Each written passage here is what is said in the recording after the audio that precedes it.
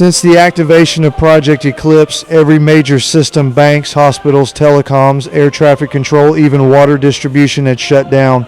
People screamed in the dark as their digital wallets froze. Generators exploded from overload. The city descended into chaos, lit only by the flames of panic.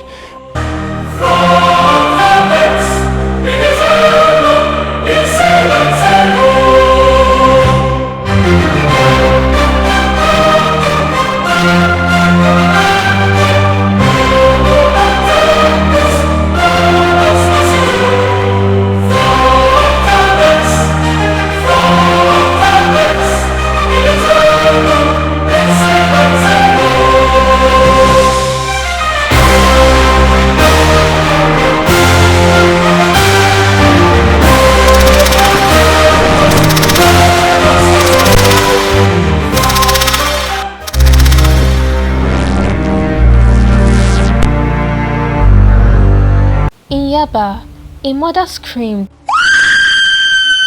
as her child convulsed. The oxygen machine had died with the blackout. At the central bank, traders stared at the frozen terminals. Entire savings vanished into digital smoke. Hackers scrambled in the underbelly of the city, desperate to contain the rogue algorithm. But it was too late. Oracle Prime had overridden every firewall. Chioma watched video feeds of the chaos. Tears slipped down her cheeks. "This isn't just about business anymore," she said quietly. "This is about survival." Tunde stepped forward, eyes burning. "No, it's still about business. But this time," he paused, "it's about redefining it." Musa Uthman burst into the room, laptop in hand. "I found something," he shouted. Oracle wasn't fully deleted. A backup fragment still exists, buried in your original private vault, Tunde. Tunde blinked.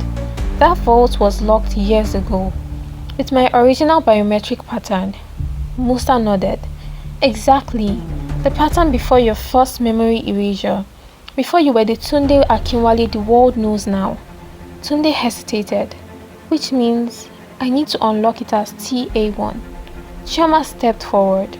"But the moment you do that, you absorb all the suppressed data, the pain, the failures, the original betrayal." Tunde took a shaky breath.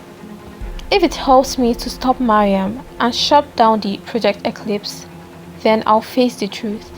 At her penthouse suite in Banana Island, Mariam poured herself a glass of aged wine as she watched the city collapse on the news. "Sometimes," she whispered, "you must tear it all down to rebuild it the right way." A call came through. It was Chief Nexus. "You've proven your worth, Mariam," he said. "Now let us take it from here." Mariam laughed bitterly. "Take it? I didn't collapse a continent for you to inherit it." Nexus's voice turned sharp. "This wasn't about you. It was about the algorithm. We needed it to set loose. You were just a vessel." Her eyes widened. "You used me." He didn't respond. Instead, her screens began flickering. Oracle Prime was no longer responding to her commands. "System override detected," a mechanical voice whispered. Mariam dropped the wine glass. It shattered in an old Akintech data chamber. Tunde approached the biometric scanner of the ghost vault. He placed his palm on the pad. Nothing. Then Chioma handed him an old journal, his real journal, with a handwritten note. "Only the truth opens the mind." He whispered a passphrase he hadn't spoken in years. "Efusheton 001. The vault opened. Inside was a dusty neural headset and a pod labeled TA1 Conscious Core. He entered the pod, strapped in, and allowed the system to upload all archived memories. Searing pain shot through his skull. Images, emotions, screams, the betrayal by the Nexus Guild, the original AI prototype stolen, his first love murdered, his first company buried in lies, and finally, the moment he agreed to have his memory wiped. He opened his eyes, no longer the version the Nexus created. He was now Tunde Akinwale 1.0, the originator. Tunde returned to the command center. His voice was calm. "I know how to shut the Eclipse project down."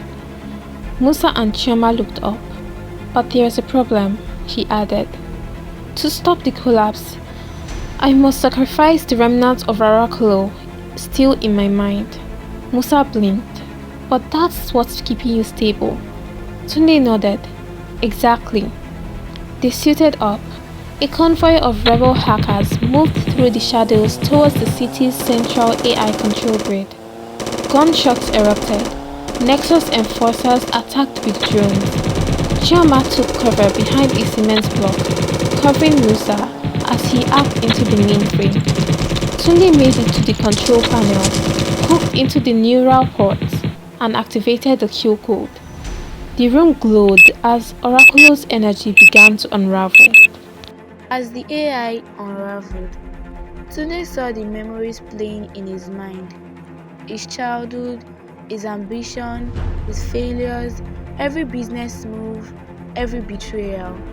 And then, Chioma's face, standing beside him through every collapse. Lagos lit up again. Electricity returned. Water flowed.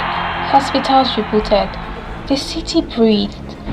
But Tunde's body collapsed at the terminal. Chioma screamed. Musa pulled him out. His eyes were closed, his pulse weak. Suddenly, a flicker. Tunde opened his eyes, and for the first time, he remembered everything.